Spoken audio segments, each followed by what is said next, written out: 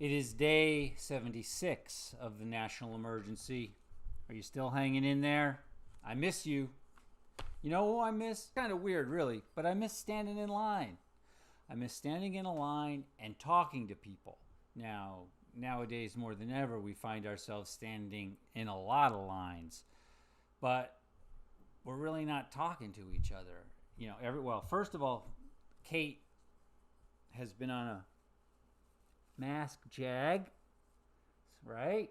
So we've all got our masks on, and you know, even at 6 feet, people aren't even saying hello or good afternoon, all the niceties that we usually get.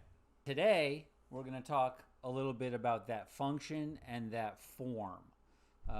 You know, what are some of the changes that we've seen in the real world around us in social spaces? Steve Wanta, an architect, many of you know him, love him, is going to talk with us about function and form. Laurelyn and Rocky are back. Now, Laurelyn and Rocky played the first time on our show. It was March 26th, exactly 2 months ago. 2 months doesn't seem like a lot of time, but a lot has happened in those 2 months.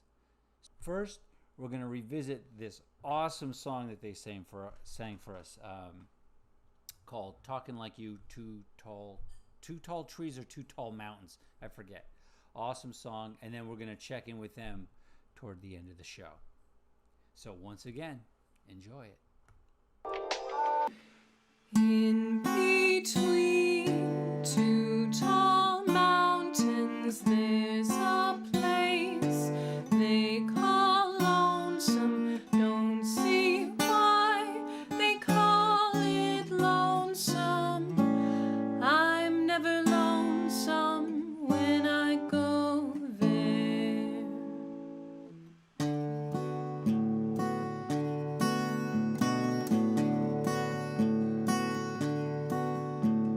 See that bird sitting on my windowsill, while he's saying whippoorwill all the night through.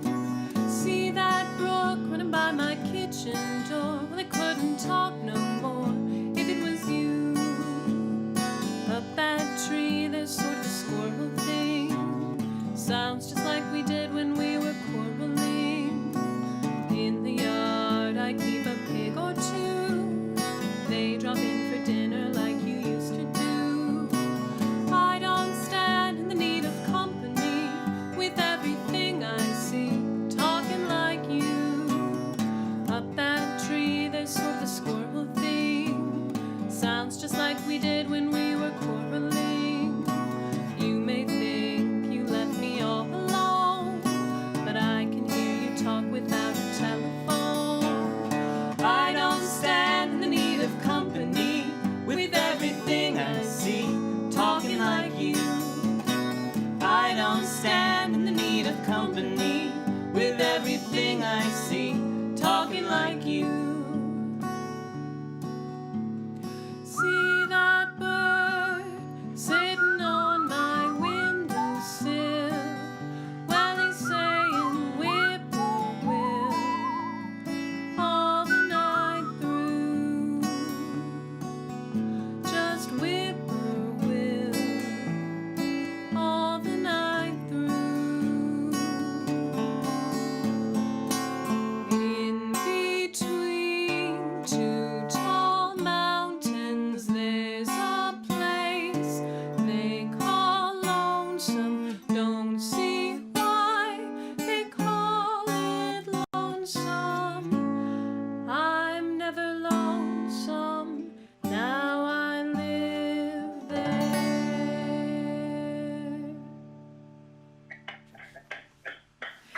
Ah, yeah. That was amazing. Do you remember that? That was way back in the very beginning. All right, look, everybody's seen it already. You can't imagine the pressure that these suits put on you. Look, they've seen it. All right, look, here, I'm gonna show you. You're gonna see what I have to put up with during this show. Oh my gosh. Okay, let's switch to camera 2, switch. All right, very funny. Look, People want to see the commercial. Nobody is interested in spending $1 million on a used minivan. It's supposed to be during a $999.99. The guy wrote it wrong. We bought airtime. We got to move units. Look, did you tell people about sharing the live stream? They're at home. They're watching. They're enjoying. I don't know. They don't know how to push the share button. Why don't they share? It's easy. Did you tell them the thing about the new intern position? I don't think it's appropriate to use the word intern if you intend for this person to run the whole social media department. Intern is the only position there is in a social media department. Just read it. Are you media savvy? Do you have some time on your hands? If so, why don't you volunteer to be the Dispatch's social media intern? Help spread the good word. Really, I just don't think the idea of spreading anything these days is a good sentiment, especially in these unparalleled times. All right, I'm playing the commercial. In these uncertain times, we're here for you, for all you do. We're all in this together.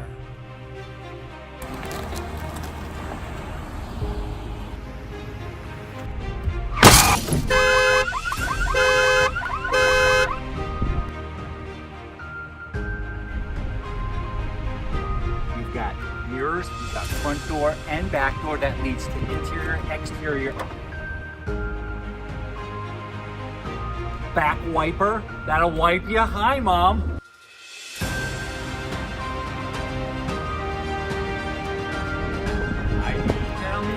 We accept PayPal. PayPal. 0% financing available. We finance 0%. Buy this minivan.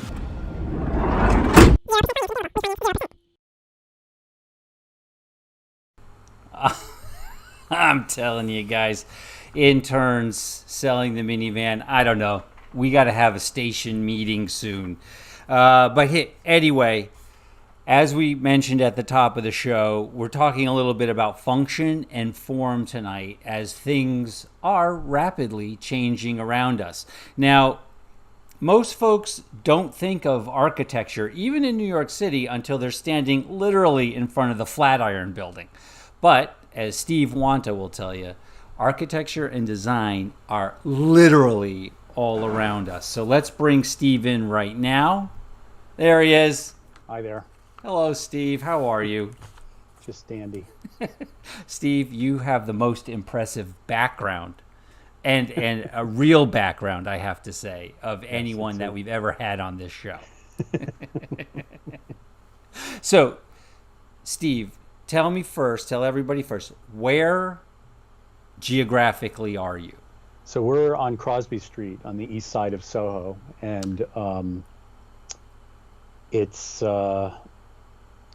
pretty empty here. Yeah. And in fact, for most of the end of March and April, it was desolate. I mean, it was really the only, and sometime by the second week of April, Jessica, my wife, was saying, she was sort of nagging at her what it reminded her of, and then she realized it actually was when we first moved here in 1984, and in fact it was even emptier than that because there were no cars on the street. It was essentially like it'd be like what it was like on Christmas morning here or something like that, where it's just empty. Right. And now, are you seeing little trickles or still emptiness? There's a bit of life. I mean, of course, it all makes sense because basically what we were overrun by was tourists and/or shoppers, and neither of those things are going on. Right. And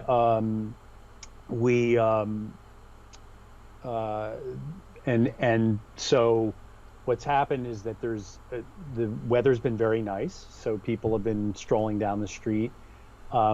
In theory, people have been saying to me, "Oh, I see more homeless people," but I truly believe this, that it seems like we're seeing more. I think it's the same number or less Right. than we used to see, except that now there's not the 100 tourists that would be there, and those are that, now you see them. Right. Uh, Right. And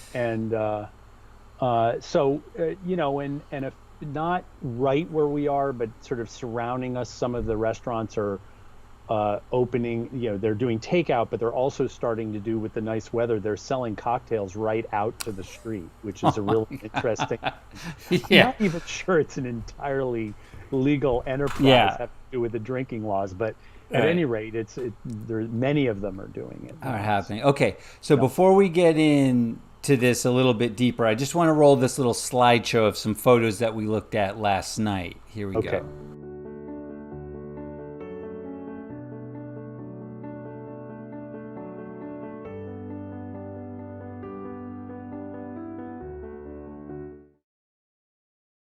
Okay, yeah. So that was just a smattering of things that people have seen in their lives now. Tape on the ground at grocery stores. Tape measuring 6 feet. Signs now we're seeing in the parks that are like, this is what 6 feet looks like.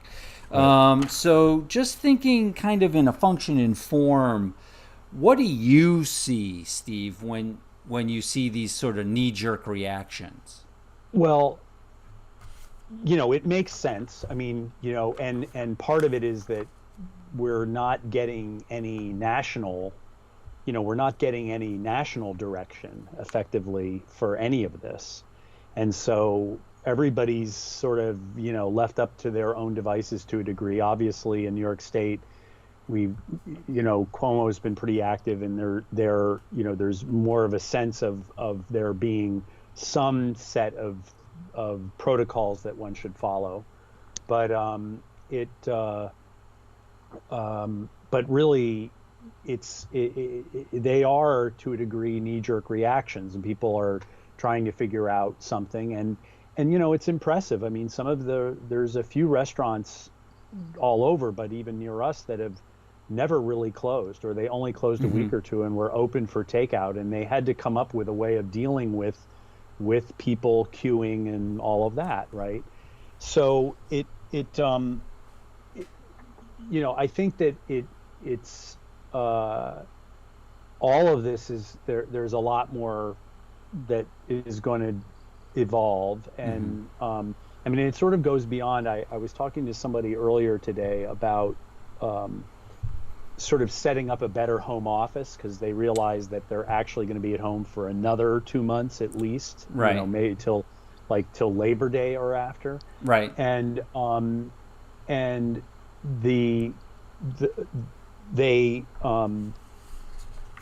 so it's like they're thinking about it a completely different way. In other words, they had their office set up on their dining table, and they were for appearances. They live with, she lives with her son, and so that would get cleared off every night at dinner time, right? And then she's realizing, like, I'm really tired of picking up my big screen and moving it, right? And so, and I think there's going to be a lot more of that, and then there's the other side of things we talked about, which is these enterprising manufacturers that I get email feeds from.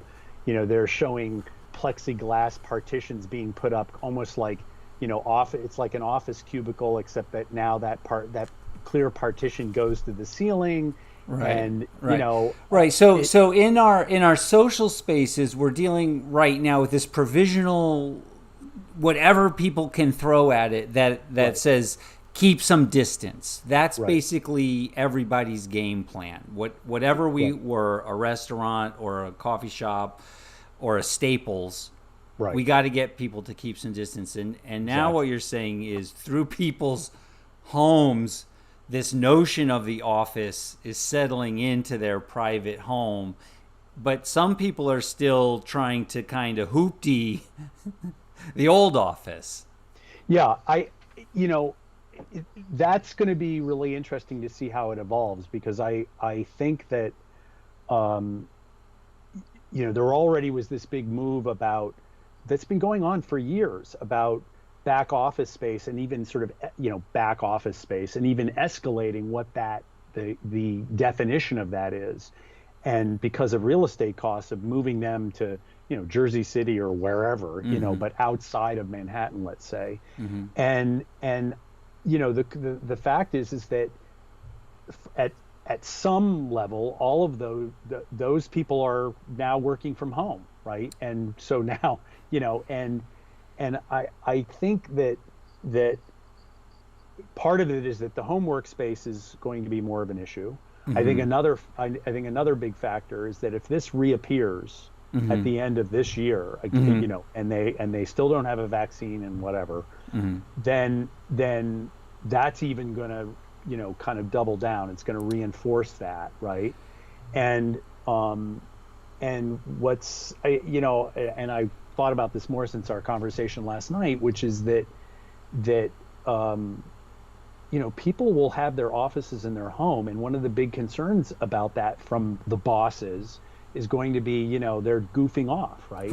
So now, so there's basically going to be ways that they can monitor the behavior during business hours in your home, right? Right. Because wow. So literally, that's so it's natural extension, right? Yeah. So it becomes kind of like a foreign government, that little section of the embassy is actually corporate property, like something kind of like that.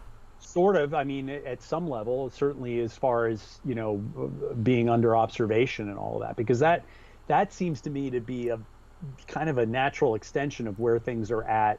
That goes on in offices already in very much so. Right. Even monitoring your number of keystrokes and things. And so, Steve, I just want everyone to know I got a lot of keystrokes. I'm high on the keystrokes. Now, most of that is delete, and how do you spell that? You're just tapping Z over and over again. I know. But yeah, so that and so the one, and then the next question is, what happens to the sort of higher end offices? In other words, the corporate centers and people with titles and all of that, are they still getting together, or do they just have mainly their own offices in their 6 homes, and that they can communicate to their other people who have got their 6 homes, right? And so that's a really interesting thing, is how even the higher end commercial real estate will be looked at.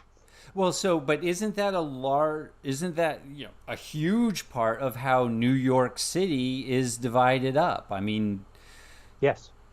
Yeah, sure. Yeah. Sorry. Yeah. Wow. Is it a rhetorical question? No. Yeah, I mean,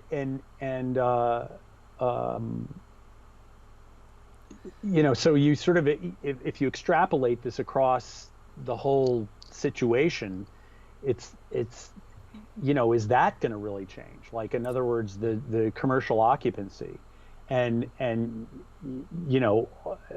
I don't need to go into it, but everybody knows that the retail environment was already very stressed, and because of the internet and blah blah blah, but keystrokes.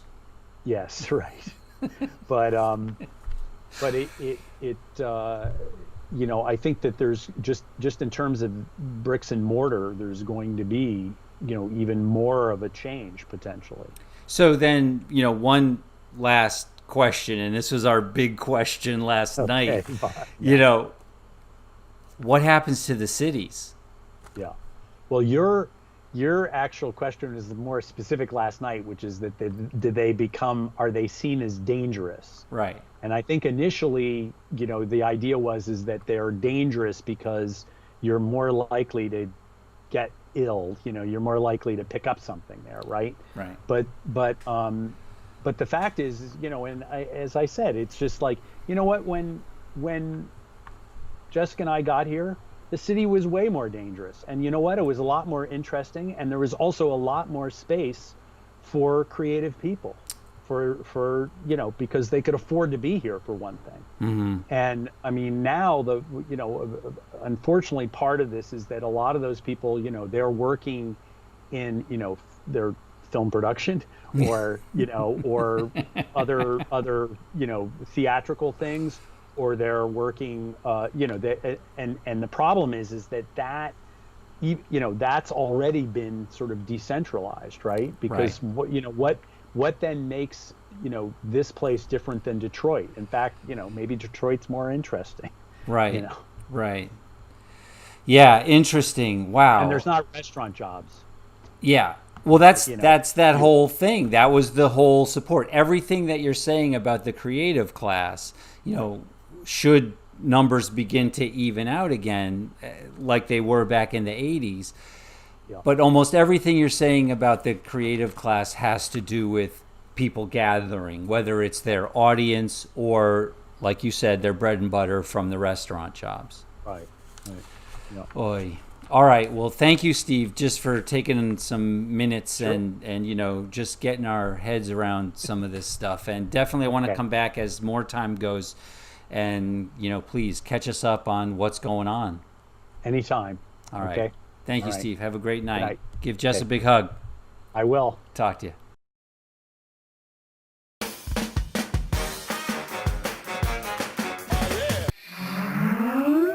I miss you so much, Willie Dilly. I miss you too, Beth.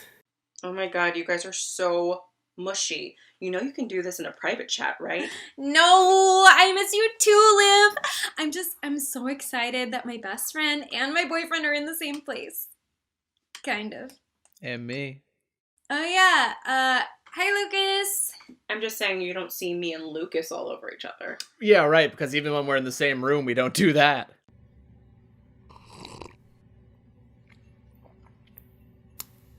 So, what's new with everyone? Absolutely nothing. Well, I saw 4 squirrels in the yard today, and one of them... Stop. I can't do this anymore. What's wrong? This! Cabin fever? No. Beth, I love you, and I know you love me. Lucas, not now. What? Beth? We've been Netflix partying behind your backs. Shut up, Lucas. Wait. Seriously, Beth? No. What show? It's not what you think. It was just... What show? Outlander. Ugh. We were supposed to start that together. I couldn't wait for you, Will. I can't believe this. You said we would binge watch together? Well, I'm going to binge with someone else from now on. Don't be so upset, Will. It's not like we're not doing the exact same thing. What? Will. That's right. It was just one meetup in Animal Crossing New Horizons. I just wanted to sell my turnips. Maybe pick some fruit from her trees. Oh, he picked some fruit, all right. Ew. Oh, that's just disgusting. I'm serious. That's all it was. At first. But then the Nook phone chats got a little hot and heavy. We snuck away for a little getaway on my private island. And now we're building a second home in Minecraft. How could you? Olivia, you don't even like video games. It turns out they're a lot more fun with the right person. That's it. I'm out. Will, I can't even look at you. Well, that went great. Yeah. Hey, Liv. You think when this is all over, we could maybe go on a real date? Like, in person? Liv? Hello? She'll call back.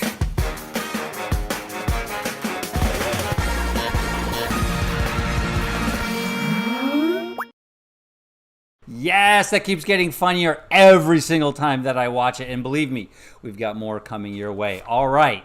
We mentioned them at the top of the show. We saw that very first song that actually put them on the charts. Ladies and gentlemen, all the way, we're all East Coast, West Coast tonight. All the way live from the West Coast. Ladies and gentlemen, Laura Lynn and Rocky, welcome back. Hello. Good to be back. Yeah, thanks for having Thanks us. for having us. Yes. Now, we mentioned at the top of the show that it's been 2 months, almost to the day, since we saw you last. And my first question was gonna be, what's changed? But That's you don't fairly have obvious to- for some of us. Rocky, what's going on? I mean, there's just so much of it. And I'm just letting it slowly take over. So here, Yes. here, and then Yes. soon it'll be just fully. I'll just be a gorilla. Oh my gosh. We have since the beginning, we've had a weekly Thursday night Zoom with some of our closest friends in LA, and we play a game each time, which is called Hat or Hair, where people guess, is Rocky wearing a hat? If I'm kind of far enough back in frame, it can be pretty hard to tell what is. Oh my God. 4 more years. 4 more years. Come on. Let it go. Let it grow. Come on, Rocky, seriously, you got to know, like, you got Well, I remembered this morning that you, in fact, have, like, so a few friends have now been like, I think you need to let it connect. Oh, yeah. I might have to, next time we see you, maybe I'll be sporting your look a little bit more. Yeah, there you go. Awesome. So, we heard 2 tall mountains Yeah. at the top of the show, and now, Early days of quarantine. Yeah. yeah, and now, what are we going to hear tonight? Now we're going to play a cover of After Hours by the Velvet Underground. Awesome. All right, let's roll that. Here we go. 1, 2, 3. If you close the door, the night could last forever. Leave the sun shine out and say hello to never. All the people are dancing and they're having such fun. I wish it could happen to me. But if you close the door, I never have to see the day again. If you close the door, the night could last forever. Leave the wine glass out and drink a toast to never. Oh, someday I know someone will look into my eyes and say, hello, you're my very special one. But if you close the door, I'd never have to see the day again. Dog party bars, shiny Cadillac cars, and the people on subways and trains, looking gray in the rain as they stand disarray. Oh, but people look well in the dark.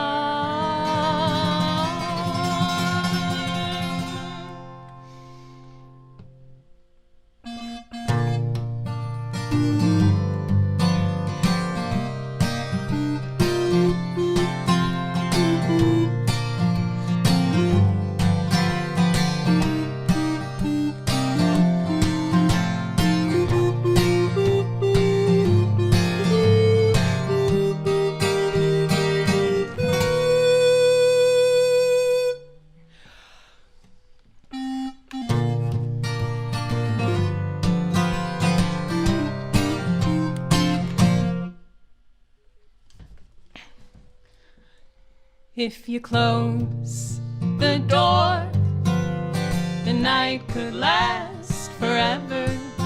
Leave the sun shine out and say hello to never. All the people are dancing and they're having such fun. I wish it could happen to me. But if you close the door, I'd never have to see the day again. I'd never have to see the day again. Once more, I'd never have to see the day again.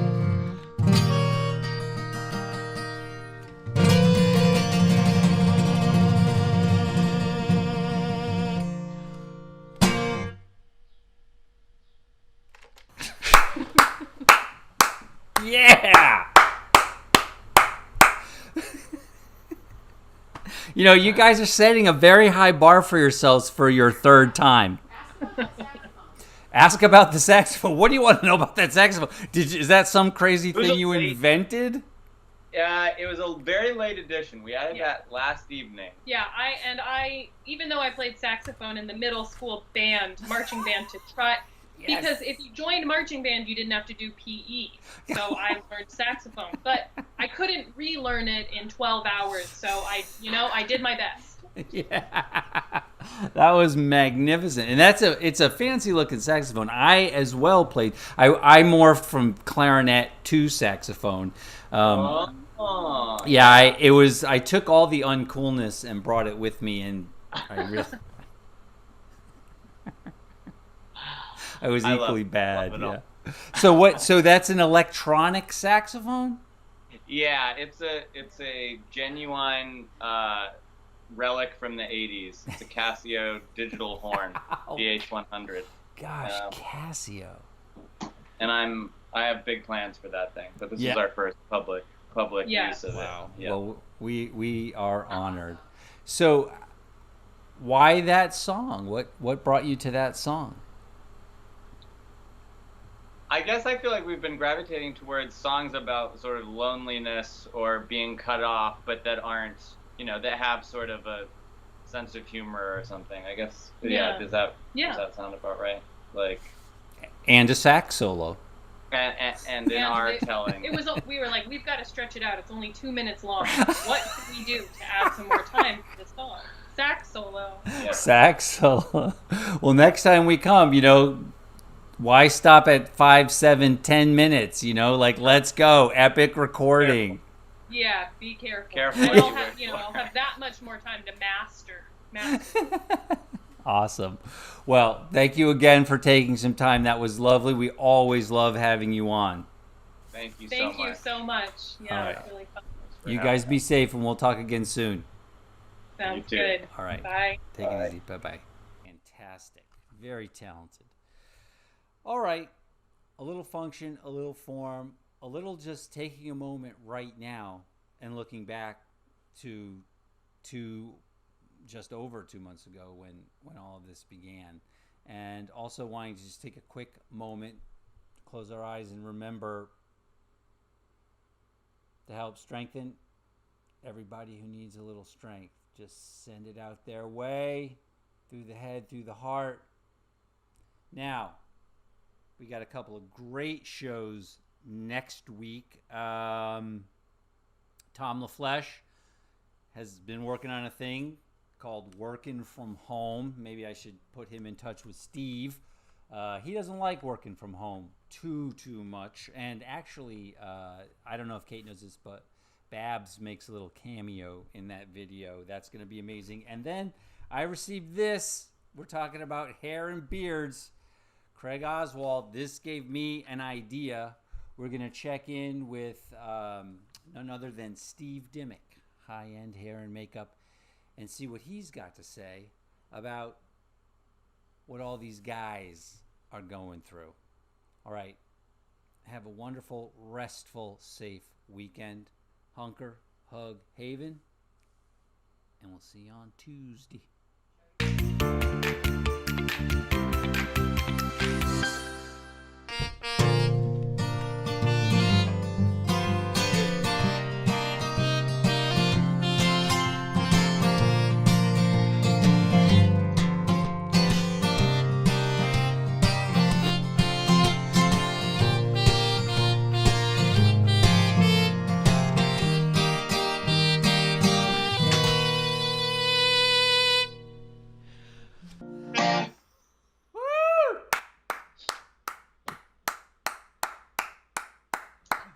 Bravo! You can see we're losing it a little bit over here. We're just trying to communicate the depth. Derangement. The derangement. Being with the door closed. Yeah. That's awesome. Okay.